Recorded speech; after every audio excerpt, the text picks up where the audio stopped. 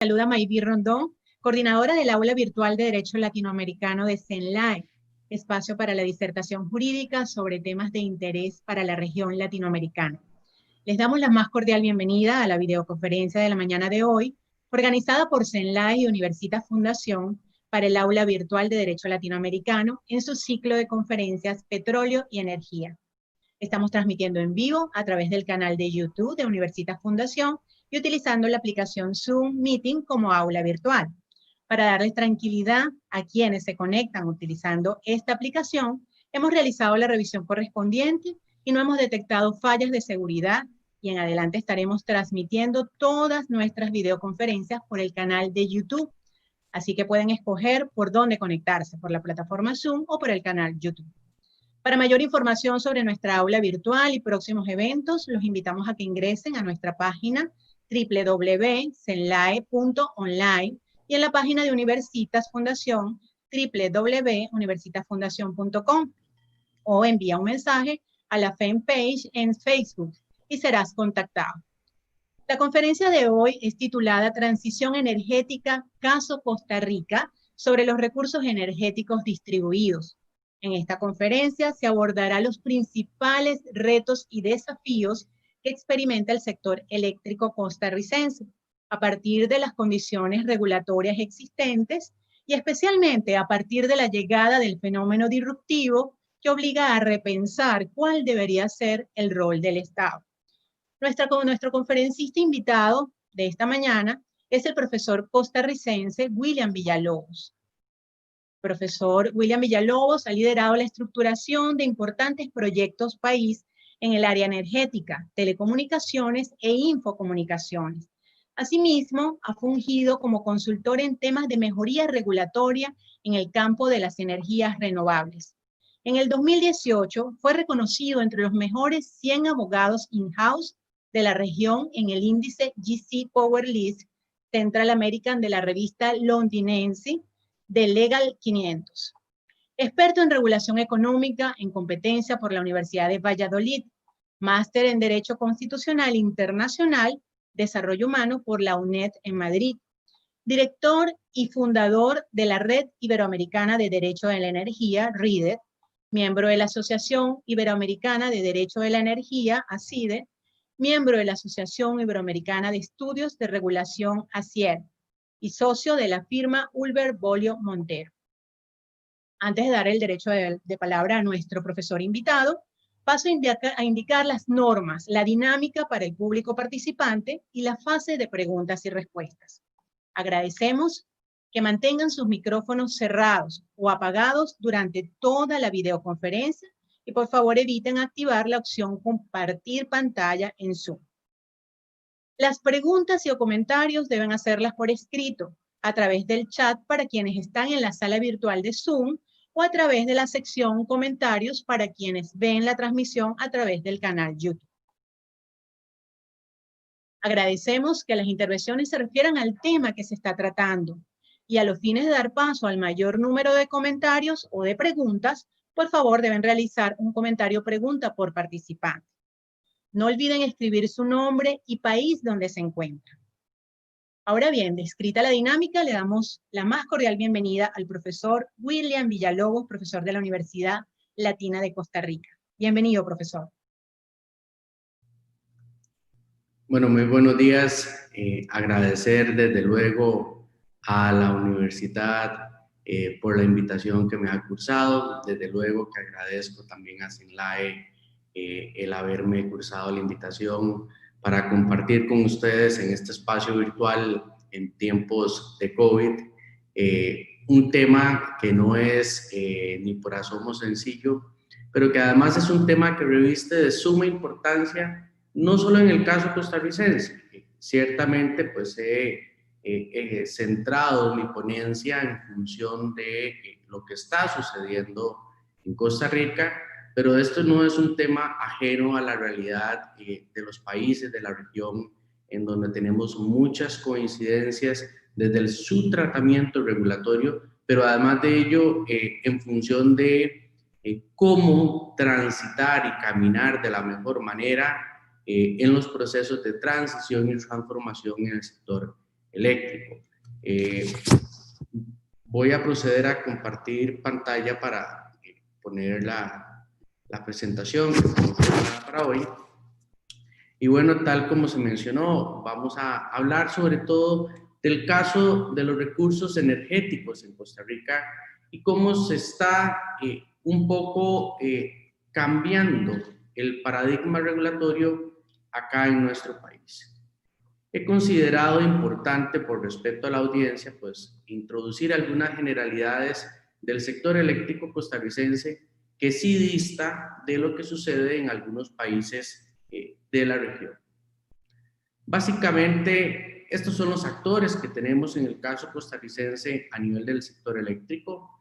Tenemos un regulador que es la Autoridad Reguladora de los Servicios Públicos, ARECEP. Tenemos al Ministerio de Ambiente y Energía, MINAE, que es quien ejecuta la política pública en el sector eléctrico. Y desde luego, pues las tres fases en las cadenas de suministro eléctrico a nivel de generación. Tenemos generación que viene por parte de las mismas empresas distribuidoras y de algunas cooperativas de electrificación rural. Tenemos un modelo de generación privada donde los particulares pues pueden participar en las fases de generación, sobre todo en proyectos de BOT con capacidad de hasta 20 megawatts. Y luego tenemos al Instituto Costarricense de Electricidad, del INCE, que es el operador dominante en el sector eléctrico acá en el país. De hecho, el mismo instituto, como lo pueden ver en la filmina, es el único agente del mercado que participa en la fase de transmisión y también en el despacho en lo que concierne en la interacción con el mercado eléctrico regional. Luego tenemos una fase de distribución donde están desde luego que el ICE, la CNFL y algunas empresas de electrificación municipal que aquí se las menciono. Costa Rica, como lo pueden ver, tienen una integración vertical monopólica. Aquí el mercado no es liberalizado y por tanto no tenemos una fase de comercialización propia de los países que sí tienen un esquema totalmente liberalizado. Esta es una gráfica muy general y la quería traer a colación porque de cara al tema que vamos a hablar es importante poner en el contexto cuál es la realidad del balance de la producción energética nacional que tiene Costa Rica. Como lo pueden ver, en el caso costarricense tenemos un 99,15% de producción de nuestras energías a partir de fuentes renovables. Nosotros destinamos únicamente un 0,85% a producción con energía térmica que fundamentalmente se utiliza como energía de respaldo, sobre todo ante las variaciones que tienen las fuentes renovables, en el caso de la geotermia, de la eólica, la hidro, la solar y la eólica, que tienen una variabilidad importante. Y esto es importante porque aquí ya vamos de entrada marcando una diferenciación respecto a algunos pares de la región que sí tienen en su matriz eléctrica una participación más significativa de fuentes no renovables.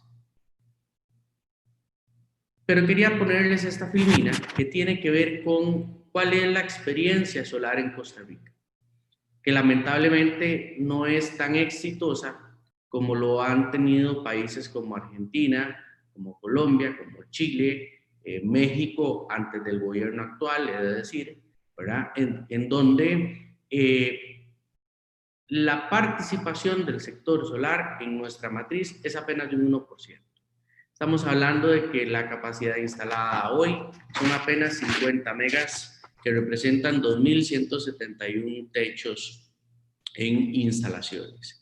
Y esto lo vamos a ver ahora, que responde también un poco a alguna política regulatoria un tanto proteccionista a las empresas distribuidoras, situación que tampoco es ajena a lo que ha sucedido en algunos países de la región. Pero esta filmina es bien importante. Vean la composición del consumo por fuente de energía que tiene Costa Rica. A pesar de que tenemos una matriz energética de producción de energía muy verde, el 63,2% de nuestra energía la utilizamos para derivados del petróleo. Y esto entonces es bien sensible, porque cuando empezamos a hablar de transición energética y de transformación energética, pues entonces el reto país que tiene Costa Rica sin duda está en la descarbonización del transporte, porque de ese 63,2%, si lo desglosamos por actividad, a nivel de transporte, representa un 70% del uso de derivados de petróleo. Es decir, por eso es que aquí uno de los ejes que ahora más adelante vamos a conversar, a los que Costa Rica le está apostando muy fuerte, precisamente está centrado en la descarbonización de la energía, teniendo como un eje medular el tema de la electrificación del transporte y la incorporación en el sistema eléctrico nacional de los recursos energéticos distribuidos, que va a jugar pues un rol totalmente preponderante. ¿Qué ha venido sucediendo con el fenómeno disruptivo en el sector eléctrico?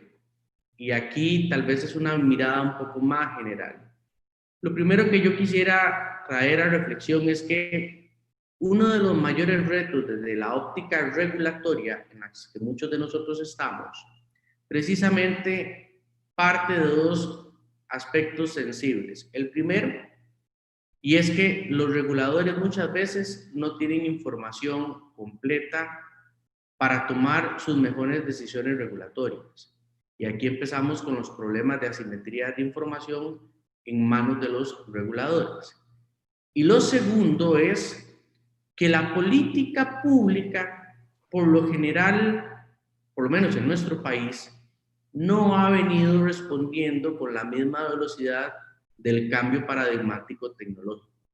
Y eso supone un problema porque muchas veces la respuesta que algunos a veces llaman visionaria, en realidad es una respuesta regulatoria reactiva, cuando ya el fenómeno se ha dado y cuando ya empezamos a ver distorsiones en el mercado. Y esto hay que prestarle la atención por varias razones. Hoy en día el fenómeno disruptivo definitivamente cambió radicalmente la concepción clásica de cómo concebíamos la cadena de suministro en el sector eléctrico. Ya hoy tenemos prosumidores teniendo un rol totalmente activo en la cadena de suministro, y esto pues incide en todo el flujo de monetización de la cadena de suministro, porque tenemos que incorporar a los generadores distribuidos, tenemos que sumar el almacenamiento eléctrico, tenemos que incorporar el rol que juega el blockchain en el suministro de información, y desde luego que esto nos hace voltear la mirada hacia las futuras smart grids, que cada vez son menos futuras y son más el presente en esta nueva recomposición. Esto está provocando, y son datos oficiales de IRENA, de que el costo de las energías renovables han venido bajando considerablemente, siendo en el caso de la energía solar las que más han venido experimentando una disminución en los costos. Y esto es importante porque empezamos a tener evidencia que beneficia al consumidor respecto al costo de inversión. Durante mucho tiempo, sobre todo en el tema solar, el argumento era que la energía solar era para los ricos o los estratos con mayor nivel adquisitivo.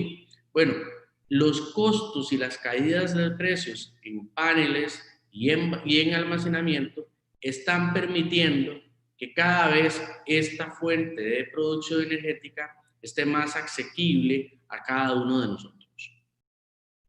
Las energías renovables, lo ha venido advirtiendo también IRENA, han venido empleando cerca de 11 millones de personas. Y precisamente en tiempos de COVID, una de las discusiones es, bueno, ¿cómo reactivar la economía?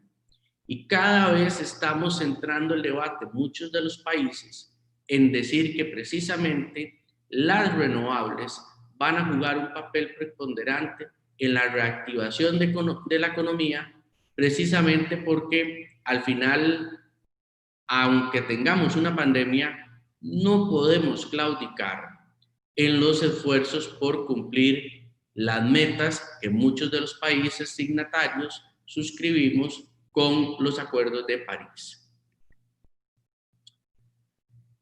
¿Y esto qué ha venido provocando? Este fenómeno disruptivo está golpeando la forma tradicional en cómo se comportaban definitivamente las empresas distribuidoras. ¿Por qué? Porque hoy tenemos un mejoramiento en la oferta de mercado, pero este mejoramiento en la oferta de mercado, fíjense en qué curioso, quien lo promueve es el mismo usuario. Es el usuario que en algún momento tiró el tapón, como decimos en Costa Rica, por el alto costo de las tarifas eléctricas y hoy quiere ser autogenerador o autoproductor de su propia energía a un precio más barato, ¿verdad? Y esto pues incide en la reducción de costos de transacción. Cada vez tenemos menos asimetrías de información. ¿Por qué? Porque tenemos usuarios y consumidores más empoderados y más dueños de su propia generación, y desde luego que esto también está fomentando lo que tiene que ver con economías de escala y fomento a emprendedurismo. En el caso costarricense, por ejemplo, las empresas más grandes del sector fotovoltaico, todas en esencia son pymes, pequeñas y medianas empresas. No estamos hablando de grandes empresas que han entrado en el sector costarricense a competir en la industria fotovoltaica. Y esto es bien importante porque aquí vemos cómo también el fenómeno disruptivo está fomentando este emprendedurismo. Algunas ideas en torno a la regulación. Es quizá donde está uno de los principales debates en todo en el país y es, bueno, ¿qué tratamiento le vamos a dar a estas nuevas formas de concebir el sector eléctrico en donde teníamos dos mundos muy marcados? O una integración vertical con un régimen monopólico, crudo, duro, acartonado, ¿verdad? Con mercados liberalizados en la otra acera, pero ahora tenemos un agente que no teníamos mapeado antes, que es el prosumidor. ¿Y cuál es el rol que va a jugar en esta composición? Y si le sumamos otros conceptos como los de compartición de la energía o el peer-to-peer energy, pues con mucho más razón el tema se nos puede complicar un poquito. ¿Cuándo se justifica la regulación? Y acá la doctrina más calificada, uno de mis queridos mentores y profesores, José Carlos Laguna, siempre en sus obras de regulación nos dice que es que el mercado no funciona sin regulación. Y ciertamente, al menos de que creamos y nos persinemos en el credo de la mano invisible de Adam Smith, pero habrán mercados en los que efectivamente el mercado pues, no funciona sin regulación. Pero la regulación también a veces es necesaria precisamente para corregir fallos del mercado, reducir asimetrías, pero sobre todo, algo que muchas veces se le olvida a los reguladores es establecer un régimen que permita realizaciones de actividades que no pueden darse en un escenario sencillamente por la libre.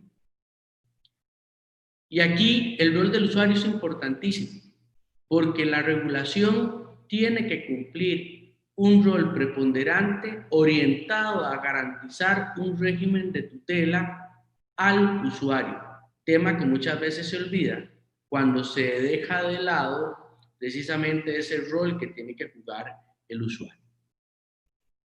Bueno, sobre esto ya me he referido.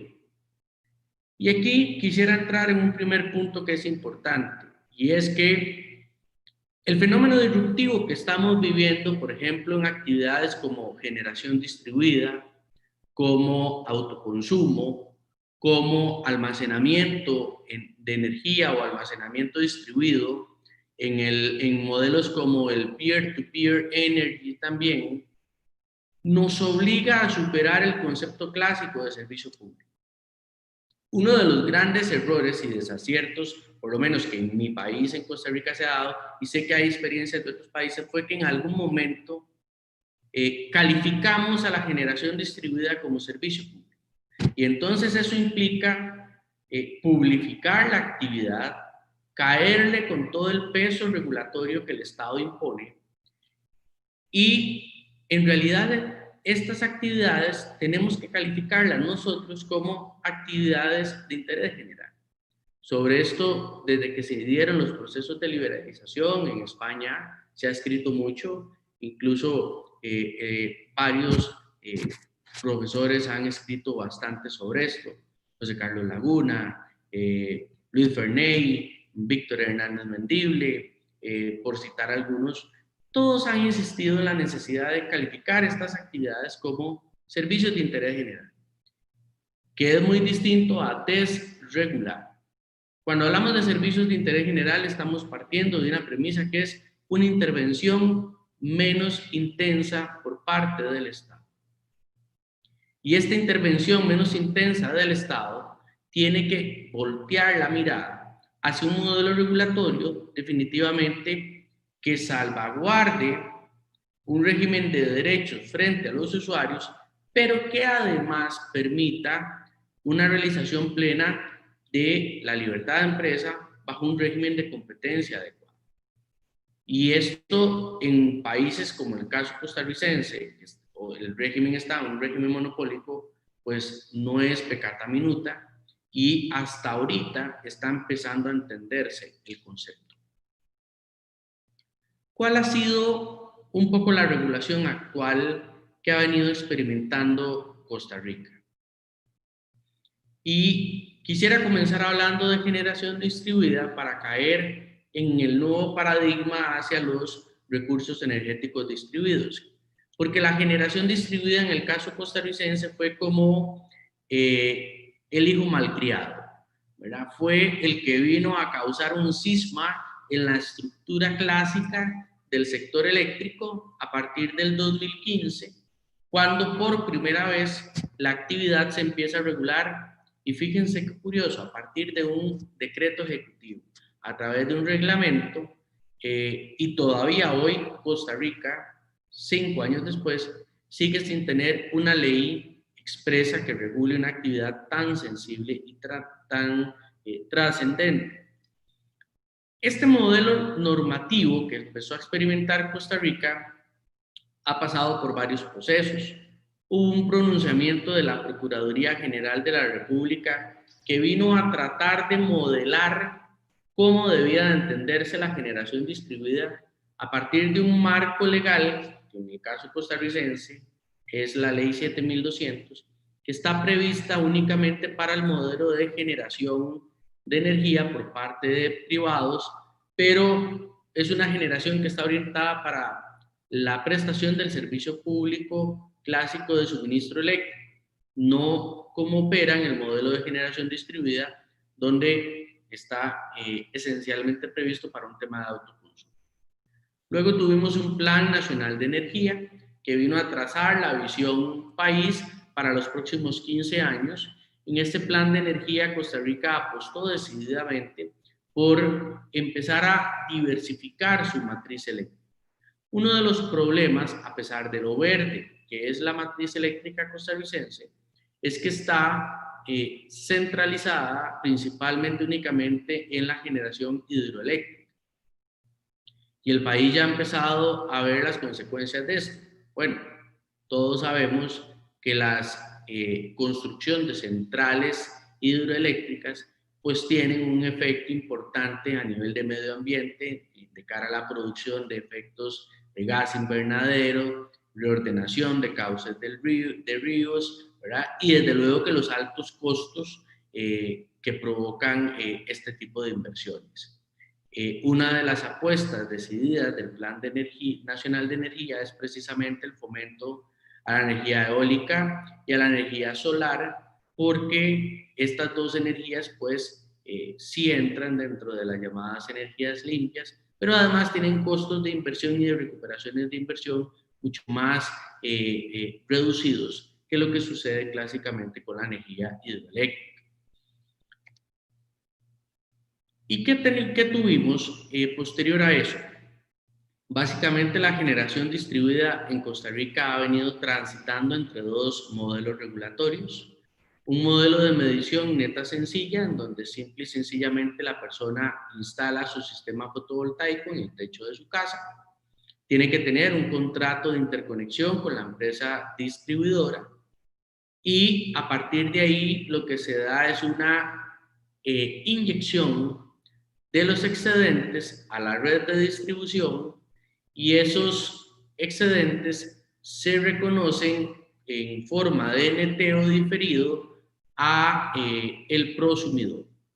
El otro modelo que tenemos es el de medición neta completa, que básicamente lo que permite es que mis excedentes, después de haber satisfacido el autoconsumo, yo los pueda vender a la empresa distribuidora. Este modelo no ha calado de momento acá en el país. Lo que tenemos en su prácticamente mayoría y totalidad que diga es el modelo de medición neta sencilla, pero además apalancado con otras formas de negocio que ya las voy a explicar. Básicamente lo que dijo la Procuraduría en un criterio bastante poco deseable, para utilizar un término correcto, fue que el término de generación distribuida en modelo de neteo de excedentes no era un servicio público y no requería concesión. Mientras que nos vino a clasificar la venta de excedentes como servicio público. Y el grave problema de esta modalidad de generación distribuida calificada como servicio público es que no solo la estábamos publificando, sino que entonces íbamos a tener que caer con una regulación mucho más intensa, obteniendo una concesión, teniendo que ajustarnos en un marco normativo que no está previsto para generación distribuida, y desde luego que caíamos en todo un esquema de régimen tarifario propio a manos de la ARECEP. Sobre este parteaguas normativo, Costa Rica ha transitado en los últimos 5 años, con todos los bemoles que esto suscita y que genera a nivel de problemática regulatoria. ¿Por qué? Porque al final caemos en esto. Costa Rica ha tenido 5 años de un modelo regulatorio lleno de barreras y pesos regulatorios.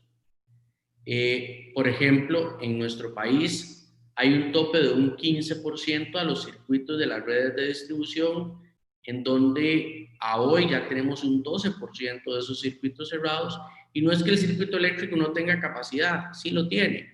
Lo que pasa es que tenemos una limitante de que no se puede inyectar proyectos de generación distribuida en aquellos circuitos que ya han llegado al 15% de su capacidad, sin que exista 5 años después ningún estudio técnico que justifique el porqué de esa decisión regulatoria. Por otro lado, hemos transitado con una regla que discrimina al consumidor nocturno, y es la regla del 49%. La normativa costarricense establece que de los excedentes que usted entrega a la red, solo puede después retirar un 49%. Es decir, obliga al consumidor tico a tener que comprarle, o sí, un 51% a la empresa distribuidora. Durante los tiempos en que las baterías no han logrado incursionar en Costa Rica, pues los consumidores nocturnos han sido los que han visto más afectado esto, porque al final de cuentas su producción del día no la pueden maximizar y utilizar, y entonces en la noche, cuando tienen la mayoría de sus actividades propias, es cuando más energía tienen que tomar de la red. Pero lamentablemente esta regla no les permite tomar el 100% de lo que ya habían entregado. Hemos tenido una limitante regulatoria que yo, por más que he leído doctrina y creo haber entendido el tema, sigo sin comprender por qué en un momento histórico Costa Rica mezcló dos conceptos que son totalmente distintos: el concepto de autoconsumo con el concepto de dónde se produce la energía. Y resulta que en Costa Rica la legislación actual liga el concepto de autoconsumo con una producción en el mismo sitio donde se produce. Y luego otra serie de barreras pues que al final de cuentas han provocado lo que en muchos países en sus inicios sucedió con el tema de generación distribuida.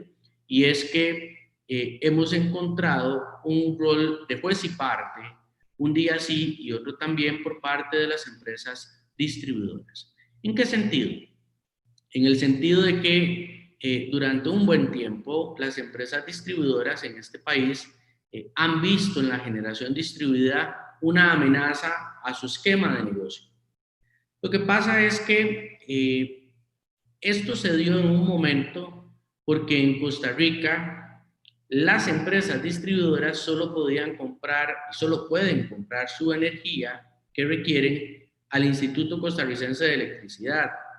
Y el costo de venta de la energía del ICE a las distribuidoras es tan caro que entonces las empresas distribuidoras tuvieron que empezar a asumir un rol de generadores y tuvieron que empezar a construir sus propias plantas hidroeléctricas para reducir y lograr un costo evitado de tener que comprarle la energía al ICE.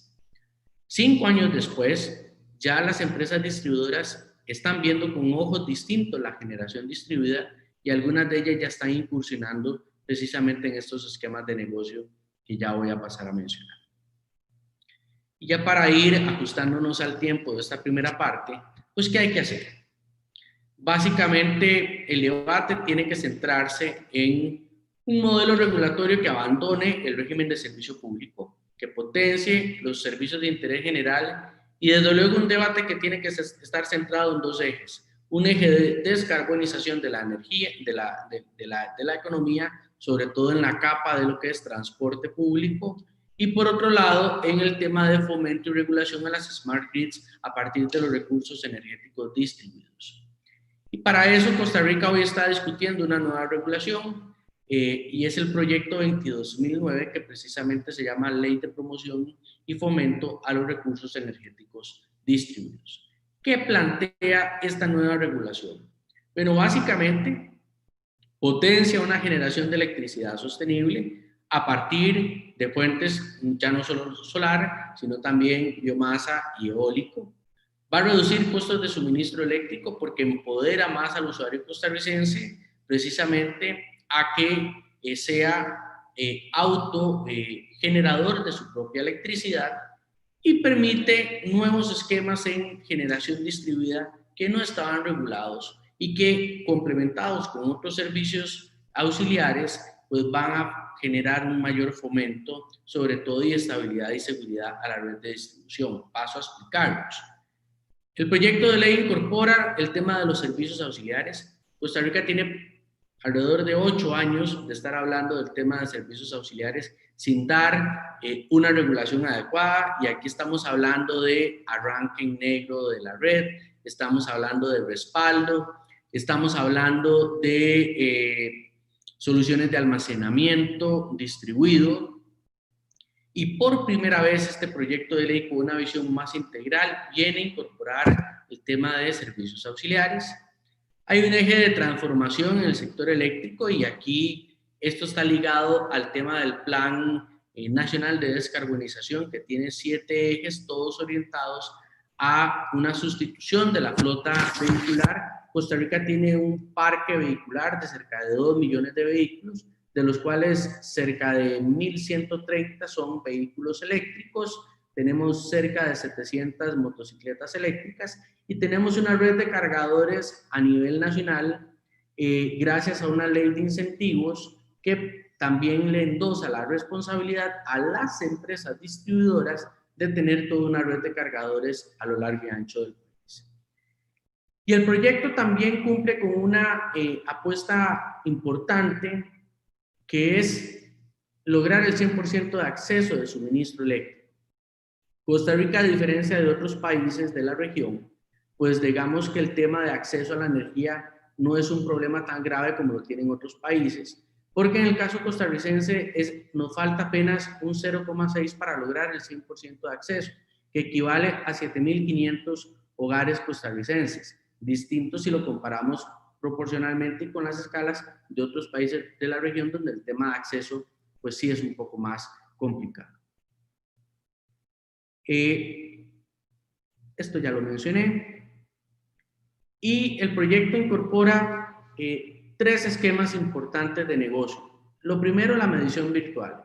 Esto va a permitir que si yo, William Villalobos, tengo un edificio acá en San José de Costa Rica, pero el área de cubierta de techo me es insuficiente para instalar el sistema de generación que requiero para atender la demanda y tengo una propiedad en otra provincia del país, pues puedo instalar en esa otra provincia el sistema fotovoltaico, producir la energía en ese lugar, pagar un peaje de transmisión o de distribución y simple y sencillamente consumir la energía producida acá en San José. Esto hoy en día en nuestro país solo existe, pero para las empresas distribuidoras. En este proyecto de ley se va a permitir precisamente que ya los prosumidores o los generadores distribuidos puedan echar mano de esta modalidad. Hay un modelo súper interesante que es la operación en paralelo sin entrega de excedentes. Esto ha venido a ser el paliativo ante la limitante del tope del 15% por circuito. ¿Por qué razón? Bueno, porque en este modelo de operación en paralelo sin entrega de excedentes, aquí lo que se le permite a la persona es que ejerza plenamente su autonomía de la voluntad y que se entienda que detrás del medidor es propiedad privada. Y entonces la intervención del Estado únicamente tiene que estar orientada a velar porque se cumplan normas de certificación internacional, que la instalación del sistema fotovoltaico haya estado en manos de profesionales acreditados ante el Colegio Federado de Ingenieros, cumpliendo con el Código Eléctrico costarricense.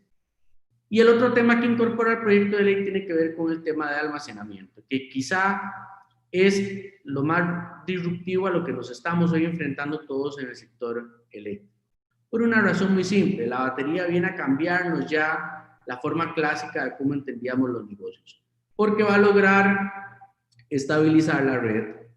Vamos a poder utilizar las baterías para utilizar la energía almacenada para atender los picos de demanda en las horas en donde las tarifas eléctricas variables son más caras, pero también va a beneficiar a los hogares y consumidores nocturnos, porque entonces lo que produjeron en el día lo van a poder utilizar en la noche. Y además, sumado a un tema que lo hemos visto con datos de IRENA, de Bloomberg, de IEA, en donde el costo de la batería viene bajando además significativamente. Y esto es un poco un diagrama, y con esto ya cedo paso para las consultas que hayan, sobre lo que plantea el nuevo modelo de regulación de los recursos energéticos distribuidos. Tenemos al Instituto Costarricense de Electricidad actuando en su régimen de monopolio natural en transmisión. Tenemos a las empresas distribuidoras cumpliendo con su obligación de transmisión y incorporamos a los prosumidores, en donde con medición virtual vamos a poder producir en un punto, consumir en otro, y los 4 esquemas de negocio de generación distribuida, un modelo clásico en donde yo simple y sencillamente entrego y la empresa distribuidora con ella compenso los excedentes en meteo sencillo, un modelo en donde yo sí voy a poderle vender a la empresa distribuidora los excedentes. Puedo estar en un modelo en donde estoy interconectado con la empresa de distribución, solo que no le entrego excedentes, ¿verdad? El proyecto incorpora un tema de incentivo para que aquellos proyectos menores a 10 kilos estén exentos de todo trámite de la utilización de medidor, y el modelo de operación en isla, que es cuando estoy totalmente independizado. Además de la incorporación de servicios auxiliares a las redes de distribución, que también van a permitir pues una mayor estabilización de las redes eléctricas, y que las empresas distribuidoras pues puedan cobrar por servicios auxiliares que históricamente han brindado, pero que nunca han tenido un esquema tarifario que les permitan cómo cobrar. Quisiera cerrar con esta frase. El futuro del mañana definitivamente depende de las decisiones energéticas de hoy. El papel de la regulación debe estimular la penetración de las energías renovables. De lo contrario, seguiremos pagando el alto precio de los fallos de la regulación. Muchas gracias y quedo atento a las consultas que hay. Muchísimas gracias, profesor William Villalobos, por esta interesante conferencia y especialmente hablar en este momento del sistema eléctrico sostenible. Es extraordinario para el mundo. Tenemos, antes de iniciar la sesión de preguntas y respuestas, recordarle a nuestros participantes que a través de la plataforma Zoom lo pueden hacer en el chat y a través de la plataforma de YouTube lo pueden hacer en la casilla de comentarios. Vamos a iniciar estas preguntas con lo que nos ha llegado a través de la plataforma de YouTube. ¿Qué dificultades observa usted para que los tradicionales consumidores de servicios energéticos asuman la condición de prosumidores y de almacenadores en el modelo de generación distribuida? Creo que pueden ser varios elementos. El primero, sin duda, está asociado al tema de costos e incentivos. Es decir, la regulación tiene que tener como eje y centro al usuario. Si el modelo regulatorio no le permite a una persona dar el paso a ser prosumidor, el modelo, por más loable la aspiración, va a fracasar. Y para eso se requieren estructuras que incentiven exenciones arancelarias, exenciones de trámites y de requisitos. El rol que juegan los costos de los equipos sin duda juega un papel preponderante.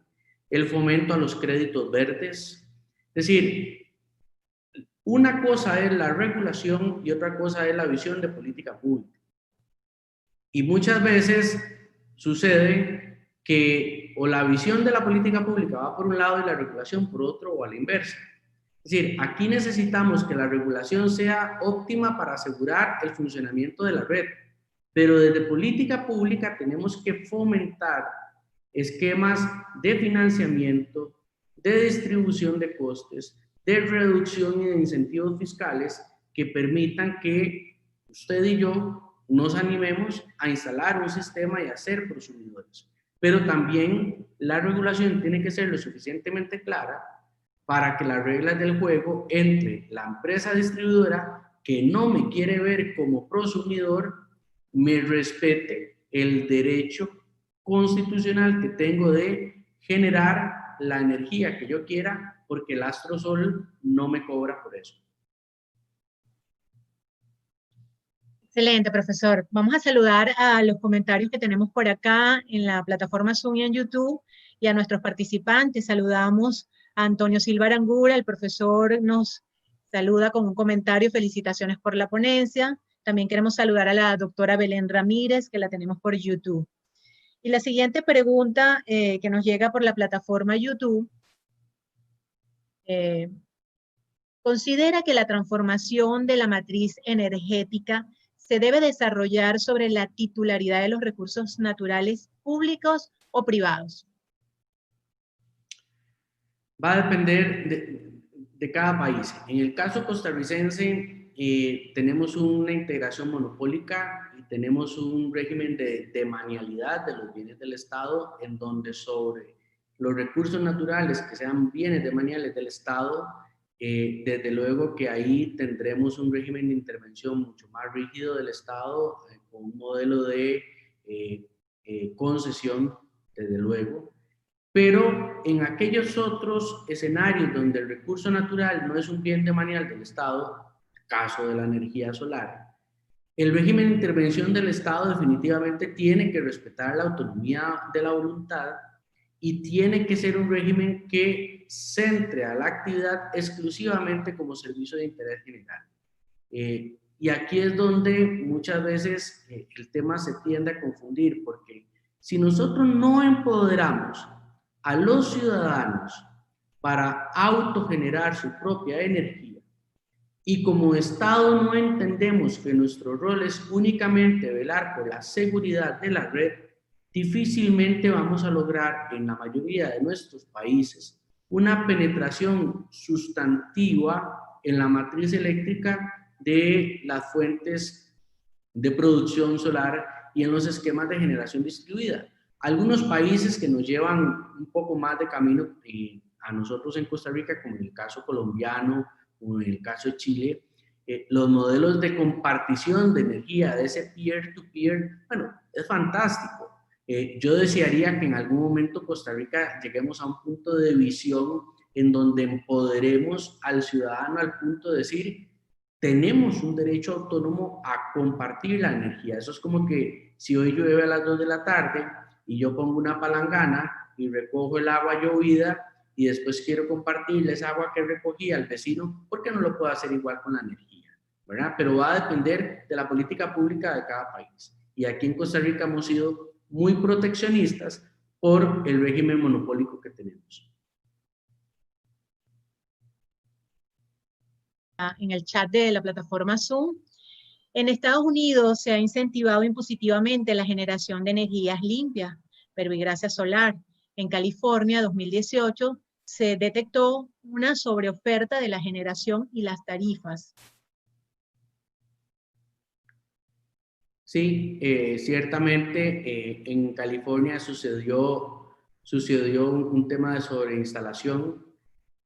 Y vuelvo al tema de política pública. En el caso costarricense pasa lo siguiente, tenemos una sobreinstalación de energía a partir de producción hidroeléctrica, pero si vemos la producción solar es apenas el 1%, y tenemos un problema de tarifas, de los costos de la tarifa eléctrica que nos está restando competitividad país.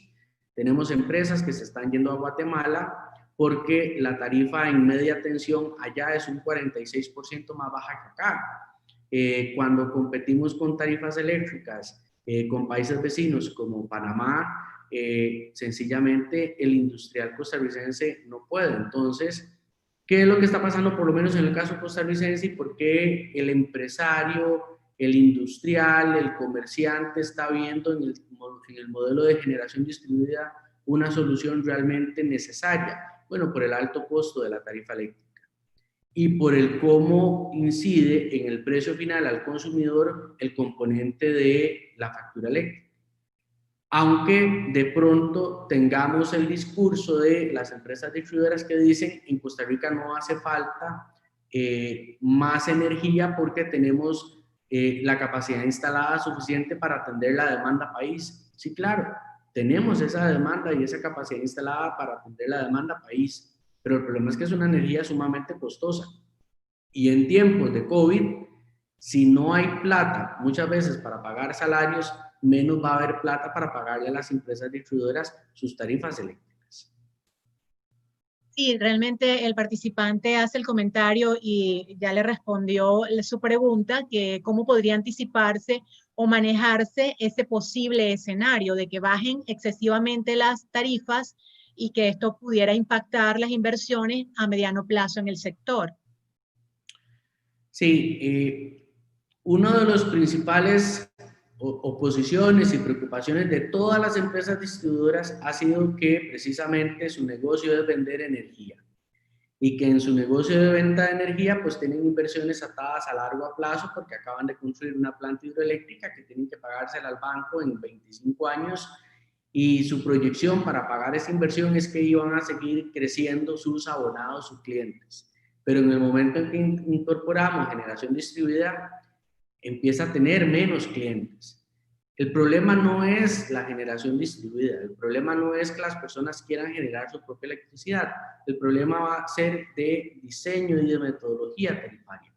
Por eso es que es tan importante, por ejemplo, que ahora a las empresas distribuidoras se les empieza a reconocer el pago por los servicios auxiliares que prestan, ¿verdad?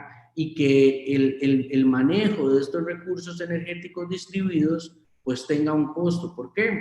Porque va a obligar a una recomposición en los esquemas tarifarios.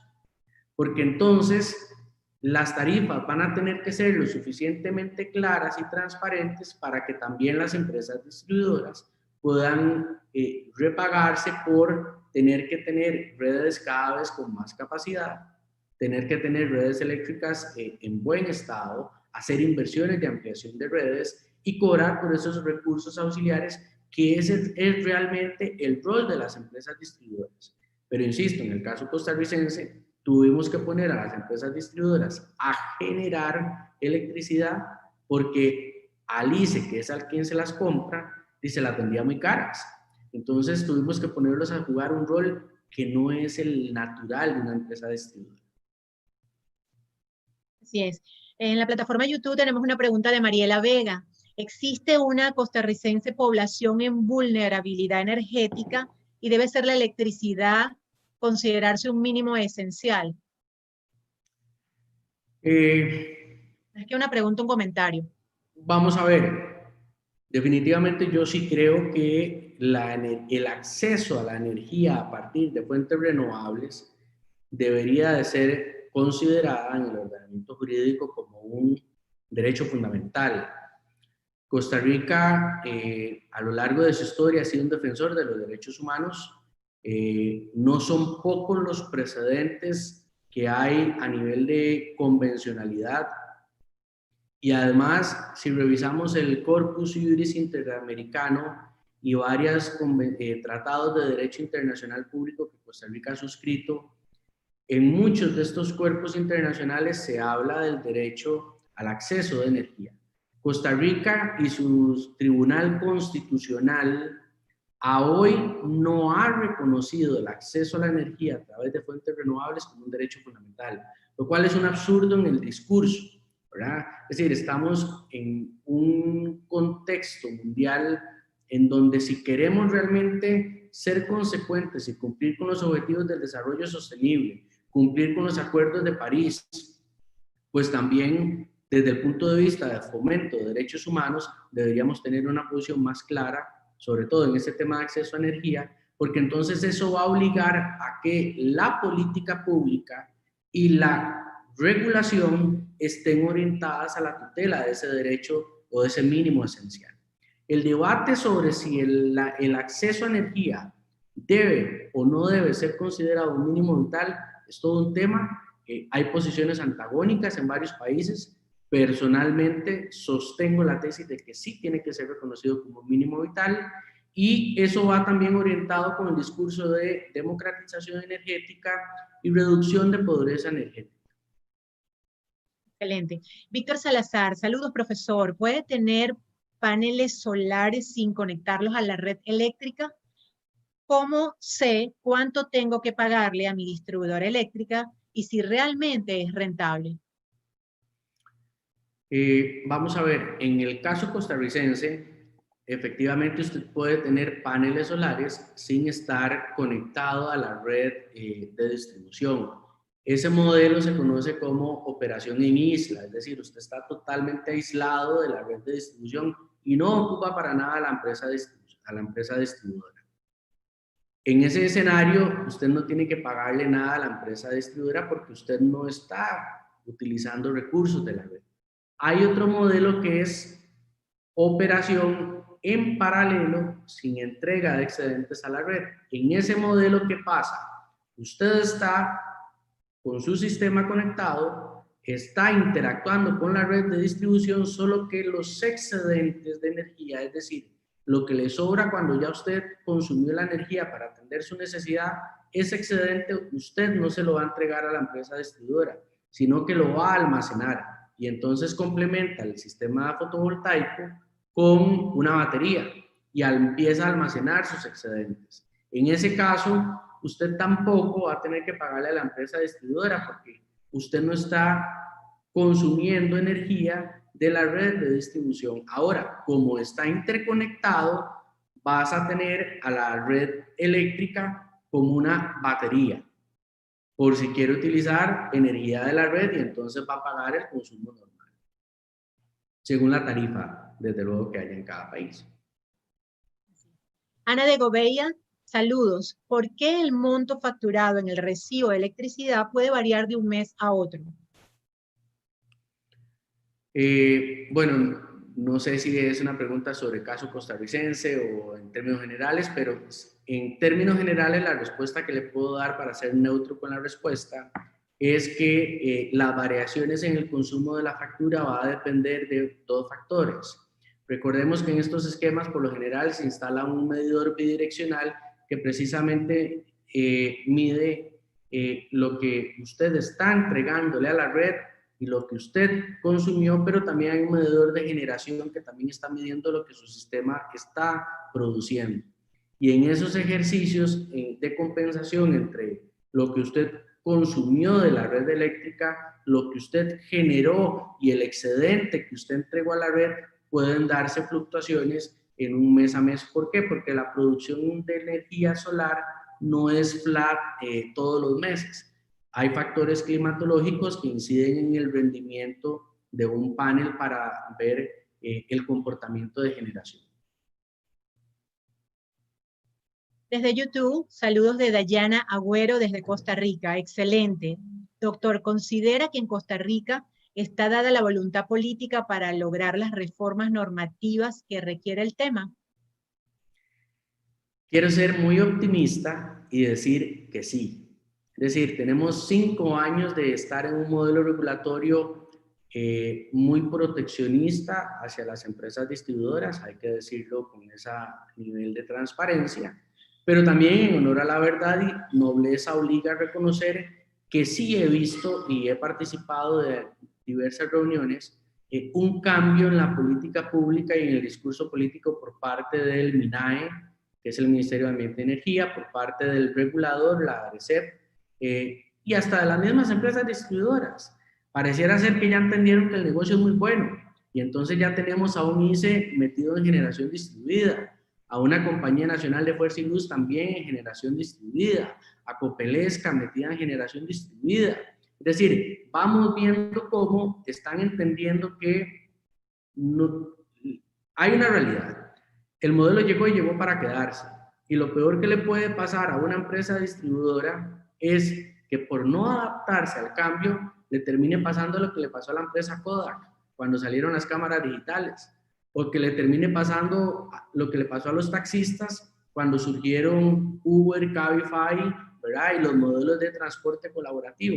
Es decir, las empresas distribuidoras tienen que entender que su negocio hoy ya no es la venta de energía, sino cobrar por tener una red eléctrica cada vez más eficiente, cada vez más resiliente y cada vez con mayor capacidad para que todos los recursos energéticos distribuidos que se van incorporando a la red los pueda prestar y por supuesto cobre, y cobre como tenga que cobrar correctamente.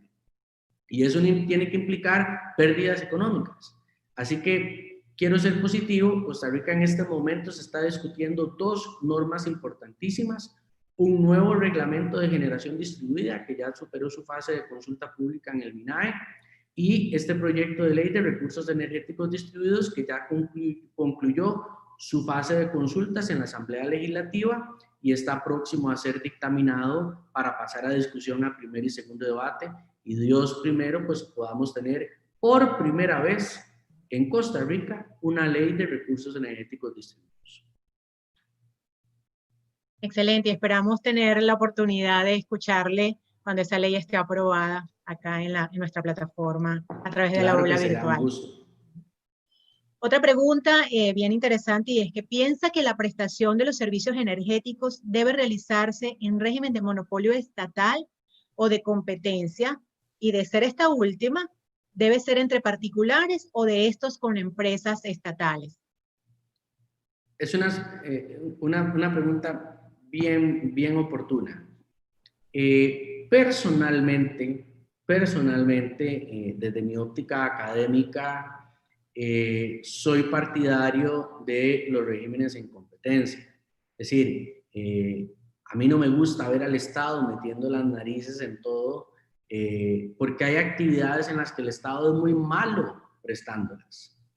Y entonces aquí el Estado tiene que asumir un rol de supervisor y un rol de Estado garante. En el régimen de recursos energéticos distribuidos, el Estado es muy bueno supervisando y tiene que asumir ese rol de garante. En el caso costarricense, lamentablemente, tenemos un régimen monopólico, y entonces sí se ha optado por 2 caminos muy tímidos. El reglamento técnico de ARECEP, que regula los servicios auxiliares, precisamente le endosa la responsabilidad de prestar estos servicios a las empresas distribuidoras y al operador del sistema, al CENSE. El proyecto de ley, incluso en aras de lograr ese clima político adecuado para que las cosas pasen y fluyan, efectivamente le permite a cualquier ciudadano proveer servicios auxiliares. Por ejemplo, almacenamiento distribuido. Si yo soy una zona franca y quiero instalar un complejo de megapacks para poner una solución de almacenamiento distribuido, ese almacenamiento de energía podría yo realizarlo únicamente en mi esfera privada si es para generar un respaldo para mi necesidad energética. Pero si yo quiero esa energía que almacené, ponerla a disposición del sistema eléctrico nacional como un mecanismo de respaldo que el CENSE pueda utilizar ante una variabilidad en alguna otra fuente eléctrica o en un apagón, quien sí puede prestar ese servicio auxiliar va a tener que ser el operador del sistema, el CENSE en el caso costarricense. Esto es importante y también tiene, aunque no sea del todo plausible, tiene su lógica porque el responsable por velar por la estabilidad de todo el sistema eléctrico nacional pues es el CENSE. Y entonces también es lógico pues que él sea el que de una u otra manera supervise cómo se van integrando los recursos auxiliares a la red en aras de velar por la seguridad operativa y la calidad del suministro eléctrico. Costa Rica, yo al menos no recuerdo lo que es un apagón eléctrico nacional en los últimos 15 a 14 años. Y eso habla muy bien del funcionamiento de nuestra red y de nuestro sistema. Entonces, también se entiende que sea el operador del sistema quien determine cuándo y cómo tengan que entrar algunos de estos mecanismos de servicio auxiliar. Bueno, profesor, muchísimas gracias por tan interesante tema. Se nos pasó el tiempo rapidísimo. Cuando las cosas son así tan interesantes, pues no queremos terminar, pero ya tenemos un programa y un tiempo que ya Zoom nos está alertando. Muchísimas gracias. Su mensaje final. No, primero un agradecimiento inmenso para Universitas, para CENLAE, un agradecimiento a las personas que se unieron a esta conferencia. La reflexión a modo general es, lo peor que puede hacer un país es abandonar su política de descarbonización. Soy un convencido de que sin duda el rol que va a jugar las energías renovables en la reactivación de las economías de nuestros países de la región post-COVID va a ser preponderante. El sector de las renovables del 2018 a la fecha era el sector que más empleo venía generando, junto con la industria de las telecomunicaciones y de los contenidos audiovisuales a nivel mundial. Nuestra región es afortunada y es una región bendecida por tener una amplitud inmensa de recursos naturales. Creo que hay países que como Costa Rica han venido siendo exitosos en la protección de sus recursos naturales y en lograr un balance que muchas veces es muy complicado, cómo proteger los recursos naturales y cómo asegurar una diversificación de la matriz eléctrica. Muchos países en la historia optaron por primero garantizar su estabilidad energética con fuentes no renovables y ahora están sumidos en procesos de descarbonización. Países como Costa Rica, que más bien han tenido una matriz eléctrica a partir de fuentes renovables, el reto es distinto. El reto es cómo hacer que la energía verde que producen no se utilicen para fines que no son verdes. Entonces, el reto que tiene Costa Rica es cómo utilizar toda su energía verde y limpia para que se utilice en un sistema de transporte particular, público, mucho más eficiente a nivel ambiental, en vez de estar gastando la plata en producir, en quemar hidrocarburos en el consumo final. El tema de la transición energética no es un debate inacabado y lo mejor que podemos hacer todos es estar muy atentos a ver cuáles son las políticas regulatorias pero políticas regulatorias que partan de lo esencial, y es el usuario. El problema en este tema ha sido que la política regulatoria ha estado siempre orientada en proteger a las empresas distribuidoras, y creo que ya llegó el momento de cambiar ese orden de las cosas. De mi parte, muchísimas gracias, y quedo desde luego que a las órdenes. En la presentación la pongo a disposición por si luego quieren compartirla entre los participantes, y desde luego que quedo abierto a consultas posteriores y a lo que requieran. Gracias, muchas gracias, profesor. Sí, precisamente les iba a comentar que a quien no pudo ver la conferencia o llegó tarde, se conectó un poco más tarde de su inicio, pueden acceder a ellas a través del canal YouTube de Universitas Fundación. También pueden seguirnos en nuestras redes sociales, a través de la página web de Zenlae, www.zenlae.online, y también Universitas Fundación, www.universitasfundación, en Facebook, también en Instagram y en Twitter. Y Zenlae, pueden seguir Zenlae _. Le damos muchísimas gracias al profesor William Villalobos, a todos los participantes que se conectaron a través de YouTube y a través de la plataforma Zoom. Y estén atentos a las próximas videoconferencias a través de nuestras redes sociales. Gracias, feliz tarde.